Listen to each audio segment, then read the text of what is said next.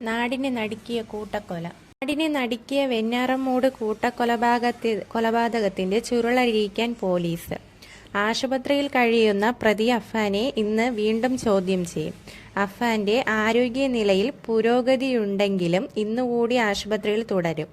അഫ്ഫാനെ കസ്റ്റഡിയിലെടുത്തത് വിശദമായി ചോദ്യം ചെയ്താൽ മാത്രമേ കൊലപാതക കാരണത്തെക്കുറിച്ച് കൂടുതൽ വ്യക്തത ലഭിക്കൂ എന്നാണ് പോലീസ് പറയുന്നത്.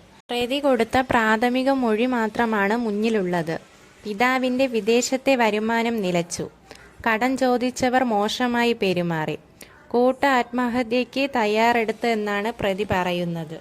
പ്രതി അഫ്നാന്റെ ഉമ്മ ഷെമിനയെ ആശുപത്രിയിൽ സന്ദർശിച്ച് DK മുരളി MLA ചികിത്സയിലുള്ള ഷെമിനയെ കണ്ടുവെന്നും കണ്ണു നിറഞ്ഞുവെന്നും MLA പറഞ്ഞു.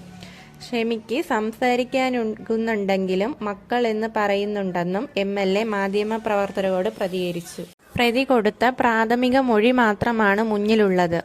പിതാവിന്റെ വിദേശത്തെ വരുമാനം നിലച്ചു. കടം ചോദിച്ചവർ മോശമായി പെരുമാറി. കൂട്ട ആത്മഹത്യയ്ക്ക് തയ്യാറെടുത്തു എന്നാണ് പ്രതി പറയുന്നത്. മരിച്ചില്ലെങ്കിലോ എന്ന് കരുതി കൊന്നു. ഇതൊക്കെ പ്രതി പറയുന്നതാണെന്നും MLA പറഞ്ഞു.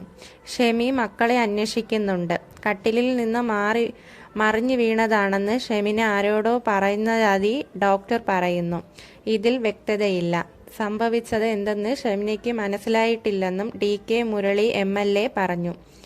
അതേസമയം ഫർസാനയുടെ അച്ഛനെ വീണ്ടും ആശുപത്രിയിലാക്കി. ഫർസാനയുടെ അമ്മയുടെ മൊഴി പോലീസ് രേഖപ്പെടുത്തിയിട്ടുണ്ട്. ഷെമിനയുടെ ആരോഗ്യനില പരിശോധിക്കാൻ പോലീസ് ആശുപത്രിയിലെത്തിയിരുന്നു. ആരോഗ്യനില അനുസരിച്ച് മൊഴിയെടുക്കലിൽ തീരുമാനമുണ്ടാകും. ചികിത്സയിലുള്ള ഷെമിനയുടെ മെഡിക്കൽ രേഖകൾ വെഞ്ഞാറമൂട് SHA പരിശോധിച്ചു. ഡോക്ടർമാർ അറിയിച്ചതിനെ തുടർന്നാണ് ആശുപത്രിയിലെത്തിയത്. ആരോഗ്യനില തൃപ്തികരമെങ്കിൽ നാളെ മൊഴിയെടുക്കും. അതേസമയം അഫ്നാൻ 72 മണിക്കൂറും നിരീക്ഷണത്തിലാണ്. അഫ്ഫാനെ ഇന്ന് പോലീസ് ചോദ്യം ചെയ്തേക്കില്ല.